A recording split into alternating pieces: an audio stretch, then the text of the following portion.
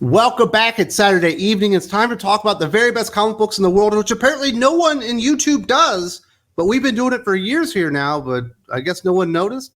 Drew? I guess not. I mean, yeah, people always, I know people leave in the comments, why don't you talk about the best, why don't you talk about the good stuff, Wes? Why don't you get, it's like, we do this every damn week for 2 years.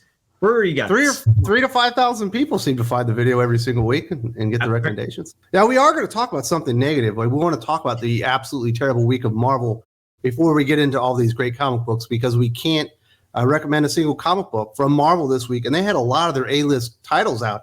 Your ASMs, your X-Men, a lot of their bigger name titles. And the worst offender of all of them, even worse than Fantastic Four, which was terrible, was this reboot of Thunderbolts under Jackson Lanzing and Colin Kelly. And it's the thing that Marvel does that makes me more mad than anything these days, is when they have a run and they're telling a story, it gets canceled for low sales, and then they keep the story going after it gets canceled in another reboot with a new name on it, as if that was going to fix the problem of the shitty story they were trying to tell in the first place. Guess what, everyone? If you love the Cold War storyline from Colin Kelly, Jackson Lansing, here you go. All 5 or 10 people of you, congratulations. This is for you. It's not even a Thunderbolts team. No, it's not. We understand. We know what Thunderbolts is supposed to be. Going back to Kurt Busiek when he did it back in the late 90s, early 2000s, it's criminals in disguise as heroes. That is the Thunderbolts. This is not any of that. In this, it is, we're hunting Nazis. It's like, who gives a shit? This has been done to death in the last 10 years. But it's the new revolution instead of the Winter Soldier. Yeah, but the concept no itself. one cares. No one cares. It's lazy and stupid. It is beyond derivative at this point. And the dialogue in this is beyond lazy and stupid. I could not believe, well, actually, I should believe now that this got published, because it is so lazy and stupid. And I feel no pity toward anyone who read this and enjoyed it. Congratulations. Here you go. Well, and I don't feel bad for Marvel or DC at this point. You continuously hire Colin Kelly and Jackson Lanzing. You put them on titles, and the book gets canceled normally in less than 10 issues. In the case of Captain America, I guess it made it 12, which seems like a record for Captain America getting the book canceled that fast. But you get what you pay for. These guys have no talent when it comes to writing, and they're just continuing this really bad story arc in Thunderbolts, which will not make it past 6 or 7 issues. Absolutely not. And you know what? This reminds me of a DC event from at least, I think, 5 years ago, Brian Michael Bendis did, called Event Leviathan, when they tried to make this, when they tried to keep it going on. It's like, no, this is important. You really want to read this. Come on. No, this is actually really cool. No, it is not. This event sucks. The storyline sucks. Your villain sucks. And the heroes suck in this. This Thunderbolts is effectively Marvel's Event Leviathan. It is garbage. And if you're smart, if you don't just consume, if you think critically, you're not going to buy this. Yeah, so I was pissed off about that. I was just pissed off at Marvel in general for the output that they had with the A-list titles and B-list titles that they had. Nothing was good. Thankfully, we did have indie comic books this week, led off by Transformers #3, Skybound, Image Comics, Daniel Warren Johnson writing and illustrating. And this is what I want from my Daniel Warren Johnson Transformers, old school 80s Transformers, just dialed up just a little bit, and the stakes are higher, and we're seeing people get killed. I mean, I saw Optimus Prime lose an arm, rip it off, and beat somebody to death with it. And there's this great double-page spread where I think it's Skywarp is about to hit somebody, and Optimus gets him, and it's one of the best pieces of art. And this is why I was excited about Daniel Warren Johnson on Transformers. Yeah, because he gets action. He knows how it should work. He understands what a fun comic should be. We've seen that from him in the past, and this is what Transformers is. Transformers is a simple, fun, kick-ass concept, rock'em sock'em robots. This is what you get with Transformers. This is what it should be. And almost every page in this is a banger. And once again, he is not bored drawing this. You can tell. I mean, if he's having Optimus Prime use his arm as a weapon, yeah, he is not bored doing this. And anyone would be lucky to own any page from this damn book, because I know I want any number of pages from the series, especially this issue. The fight scenes in this are great. The human element, is very interesting. The humans, specifically the parents, getting the weapons and attacking the Transformers, and I'm still kind of scratching my head about that. I'm like wondering how I really feel about that. But they did see a robot murder their best friend. I could see them shooting a stinger at old Optimus, thinking that he was one of the bad guys. Yeah, and but the thing is, you have the daughter repeatedly saying, "No, don't, no, this one's good." It's just, it's like not just once. It's if you're a dad, you know you don't listen to your kids. But it is still a very, very, very fun comic, regardless, and one of the best comics out right now on the stands and the markets and the comic book shops. Do pick up Transformers. If you're not, you're wrong. Fix yourself. Get Transformers by Daniel Warren Johnson while you can. He's not going to be there for the long haul. Appreciate why you got it, because it's absolutely amazing. Another series we definitely been enjoying, Sacrificers #5 from Image. Rick Remender, Max Fumera on this one. We do kind of learn what the elixir does and what it's used for. And we do get some pretty not expected deaths in this one. And did the pigeon die? Did he not die? I don't think that he did. But it was very enlightening. It's still very, very well done. But I do think he's going to have something good happen to the characters in the story, or it might become a little bit too much of just bad stuff happening to people. So real quick, I don't think our heroic pigeon died. I think he's still alive. I think he's going to, this is just me, I think he's really going to come up to be like the hero of the series. He's going to be the Charlie, if you will, of the series, you know, from Willy Wonka to Charlie and the Chocolate Factory. But I love how we get the twist. We learn who may have been behind the gods, where they got this elixir from, who came up with it. And I do love the twist we get at the end, you know, the death of a certain character. I did not see that coming at all. And I thoroughly enjoyed it. I loved it. It's a great twist. And I can't wait to see where it goes to next. Like you said, I did think it was getting a bit repetitive, but I think this issue was a shot in the arm that it needed to really keep it going again and kick it back into high gear. And I really, truly love this issue. Yeah, The Sacrificers is one of the best indie series on the market right now. Rick Remender shows them why he's one of the best. Do check this out. Do check this issue out, guys. In the series, you are not going to regret it. Absolutely. And that twist ending, I didn't think they would go through with it. So good on you, Rick Remender, for having the stones to do it. It was a very good moment in the comic book and a good way to end that one. Now, another new series from Mad Cave, Skeeters #1, Bob France, Kelly Williams. This is a B-level comedy horror comic book that's just a lot of fun about enormous mosquitoes that are apparently mutated. And the art is what really steals the show. Kelly Williams knocks it out of the park on this one. And if you like old school 80s, 90s B horror movies that have a lot of funny humor in them, on purpose or not on purpose, you're probably going to like this comic book. And it was kind of right in my wheelhouse. I had a lot of fun with it. It was good stuff. If anyone loves that stuff, I love the 80s and 90s cheesy B, C, D, Z-list horror films. I love those to death. I had a hard time getting into this issue. I understand. I love the premise. I did love the art, but the story and the characters, I had a really hard time getting invested into the characters. And there really wasn't that one character that you want to root for. There wasn't really that one protagonist I was like really wanting to cling to. I'm like, these characters are all dickheads. I really hope they all die, honestly. But it's an enjoyable premise. The art is really good. I love the last page. And I'm hoping issue 2 is better than issue 1, in my opinion. But it's not bad from what I've seen. You know, if anyone loves horror, I do. And it's far from the worst.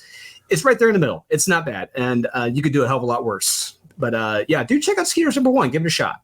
Let's be honest. We all know what's going on here. I schooled Drew in a good old-fashioned debate regarding Predator versus Wolverine last week. I basically won across the board, unanimous decision, and he's upset. And he's trying to set me off here, and I'm not going to go for it. I will stand on Skeeters being perfectly fine. Not amazing, but a lot of fun. Yeah, that's what I'm saying. It's perfectly mid-tier. You know, it's not just great. Say, Wes, you owned me last week on Predator versus Wolverine. I will say I owned you last week, but hey, that's just how it is. Never happened. Going back to the indie comic books, Fire and Ice, not the one from DC, but the one from Dynamite. Issue #2, Bill Willingham, Leonardo Monco on this one. This is a comic book that I forgot was coming out. I believe it debuted in August, is now coming out in December. But if you like fantasy and stuff like that, and you're a big fan of Willingham, I do think this is a comic book for you. Yeah, I really enjoyed this, you know, and it really reminded me of like the kind of like the concept of like a Game of Thrones or whatever, or like what Dark Knights of Steel kind of should have been. And you get, you know, the two kingdoms, you know, of fire and ice, you know, one trying to get power over the other one. And that's kind of what we got at the very end of this. One of those, you know, powers, superpowers, if you will, is trying to take control of the land. And the art in this is just straight up beautiful. I love it. The fight scenes in this are beautiful. I mean, Bill Willingham is working with some of the best artists in the business, and this is one of the best right now on this series. I wish I could work with this guy. Honestly, he's amazing. But yeah, it's been a long time since issue 1 came out. I was really hoping it to get canceled. Thankfully, it didn't. But yeah, this is the better Fire and Ice series out right now. And please do check this out, guys. If you love fantasy, if you love kick-ass barbarians, do give this a shot. Speaking of amazing art, we are not done with the amazing art on the indie scene. We still have to talk about King Spawn 28, Todd McFarlane, Javi Fernandez. And this has an amazing splash page where you have King Spawn like dragging something with some chains. And it just looks so goddamn cool. It should be a poster. Absolutely, 100%. You know, as soon as I opened this book, I was blown away by the art in this and that double pager. I love it. And I really think, I mean, I know Max and Kyle would disagree with me, but I think in some aspects, Todd is getting better as a storyteller because this is written by Todd McFarlane, and I really think that it's getting better. And this is one of the better issues he's written across the board. And I love how we set up in the first act, pays off in the third act because you see why Spawn's carrying that. It's paid off at the very end. I dig it. I love it. Spawn's going through hell, dragging his carcass with him, and you see what it's for. And it's all leading toward hopefully this big confrontation or like where end battle where Spawn will eventually be taking over the throne. So I love this, and it's drawn so beautiful. You guys got to check this out. I mean, King Spawn and Gunslinger are two of the best on the market right now when it comes to the art. Yeah, do check out King Spawn, guys. You're not gonna want to miss this.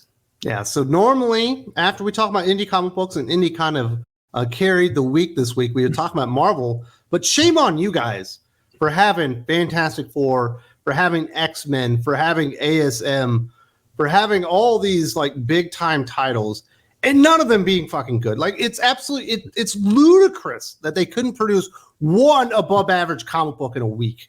Yeah. And you know, I can see some people commenting, well, Daredevil was good. I'm like, well, kind of. I mean, there is one of those death by 1,000 paper cuts.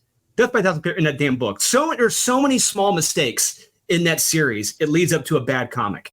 That's the problem with Daredevil. Too many small bad mistakes, and they're going down a path in the series that I don't like. That's our opinions, and we're experienced readers. So there you go. Screw those guys. Let's go over to DC. They had a much better week in a very surprising way. Got to recommend Batman Santa Claus Silent Night #1. Jeff Parker, Michelle Bandini. I had no plans on reading this book, but there wasn't a lot of stuff coming out this week, so I decided to check it out. And it's fucking good. Why is there a good Batman Santa Claus Silent Night book? Why is this better than the regular Batman book? That's the big question. But the weird thing about this is it's not kid friendly. This is not a book that you give to your 9-year-old that's a Batman fan around Christmas or whatever. Definitely you want to give this to teenagers and above. But it's pretty cool. And Santa Claus is a badass, and Prancer's an even bigger badass. We've set up this big Halloween type of story than a Christmas story with Santa Claus in it. But shockingly, this is good. And it's a weekly series. I never would have saw this one coming. So this comic has done well in shops, and specifically in ours, I know, because they released a scratch and sniff cover for this, where if you scratch, I think it's Santa Claus's mouth, that it smells like cookies? It smells like peppermint, actually. Peppermint from the mouth. But yeah, an actual scratch and sniff cover now. But yeah, it was good. It's a fun ride. You know, just go with it. That's all I got to say. It's fun. It's interesting. It's like okay, I'll go with this. This new and different. I was not, like you said, I was not expecting this, but I'm very curious to see where the upcoming issues go. And I think they could have chosen some better villains. I'm getting kind of tired of vampires at this point, but we'll see where it goes. There's no world in which Batman Santa Claus should be better than Batman 140, but we live in that world. And I wholeheartedly will tell you Silent Night is way better. Another book that I'm not surprised was good was Shazam #6, Mark Waid, Dan Mora. Continues to be a lot of fun. This is a culmination of a lot of storytelling leading up to this, where we have the gods. They've been controlling Billy behind the scenes. Last week we had the big, big heel turn. It turns out that was not the case. And all the other kids in the Shazam family have got artifacts, and they're going to fight the gods. And they've got a ginormous dinosaur with them. Don't think about it too much because some of this stuff doesn't make sense. but it's a whole lot of fun. The art by Dan Mora is amazing. And the big cliffhanger that we're going to get Black Adam versus Shazam with like alien dinosaur fighters is pretty good. It's exciting. Yeah, I'll sign me up any day of the week for that. I can't wait to read that. It's gonna be. I mean, don't get me wrong. I like Christopher Priest, but his Black Adam run was garbage, and that was not Black Adam. But hopefully, we're gonna get a real Black Adam in this series from Mark Waid and Dan Mora, and a great fight between Captain Marvel and Black Adam, because that should be awesome. But yeah, the art in this, once again, Dan Mora kills it. The banter between the gods and Billy and the whole Shazam family, the kids, it's great stuff. And there's something brought up here from Solomon. He talks to Billy about like, hey, if you go down this path, this may not be exactly what you want in the future. And but Billy says, to pay. Yep, there's a price to pay, and we'll see what happens with that. Hopefully, there's a big payoff to that. But yeah, I thoroughly enjoyed this. It was a lot of fun. This is great Silver Age fun from Shazam. And yeah, do check this out, guys. It's just straight up fun. Absolutely. Definitely check that one out. Another straight up fun comic book, Superman 78, The Metal Curtain #2, Robert Venditti, Gavin Guidry. Obviously, the follow-up Volume 2 to Superman 78. There's some pretty funny stuff in here. I mean, we do get the big reveal of Metallo versus Superman. And he's not really Metallo, really. He's more like, he's like Steel or Ironmonger, but powered by kryptonite or something. And it certainly works. But the better part is the interaction between Clark Kent and Lois Lane and Clark Kent's parents, because he introduces her to the bottled city of Kandor and lets her do an interview. And he's about to actually reveal his identity before he gets pulled away. But I thought it was a good scene. It made me laugh. Yeah, it was. Here's the thing about Superman 78, the concept itself, as well as the series. It makes you feel good. It makes you feel happy when you're reading this. Every time I read this series, any issue, I have a smile on my face, because these are the characters as who they truly are, and their voices are true and real. This is how they would talk and behave and act in the films and in the comics. This is what we want as comic book fans and readers. If you say you're a Superman fan and you're not reading this, you're wrong. You need to be reading this. It is fantastic. And on top of this, so Kyle and I, we met Robert Venditti, and we met the artist of the series, Superman 78 too, at GalaxyCon. And there's a certain DC character in here. I'm sure you picked up on it, Wes. A certain pilot with a certain call sign. Yes. And he told us like who he envisioned him as a certain actor from the 80s. I didn't see it at first, but then I see him. I'm like, then he told us who it was. I'm like, oh, son of a God, that's who it is. So yeah, and hopefully if you guys have read it and you see who this character is, take a guess at who the actor is, who he's supposed to be in the comments. I'll let you know if you're right or wrong. But yeah, this is a very, very fun series. This is what Superman really, truly should be. It is the best Superman series out right now. If you guys aren't reading this, shame on you. Well, I guess the bad news is Marvel Comics absolutely crapped the bed this week. The good news is there was enough indie books and DC books out there to overcome that. And they should be ashamed of themselves. But at least we got a good Batman Santa book. Some cool stuff from Transformers. We got some more Sacrificers, and just a pretty decent week all around. Yeah, absolutely. Yeah, I mean, DC and Image, carrying the load once again. But January next month is when we get Ultimate Spider-Man kicking off. So we'll see what happens with that. Hopefully Marvel can kick it back into high gear next month. Speaking of next month, we're going to kick off the Patreon into high gear. We're going to be adding reviews of the entire Planetary series once a week through the entire series. Going to take us 27 weeks. We're also going to be reviewing every issue of Miller World. That's going to take us a couple of years. Going to have a good time doing that. And we also still have a ton of comic book reviews in podcast form. We have a pop culture segment every week in podcast form with Aaron Sparrow. And we have a Q&A segment with Doc in podcast form. So if you have not checked out the Patreon, definitely check it out, because I do think there's a lot of stuff there that a lot of you guys would really enjoy.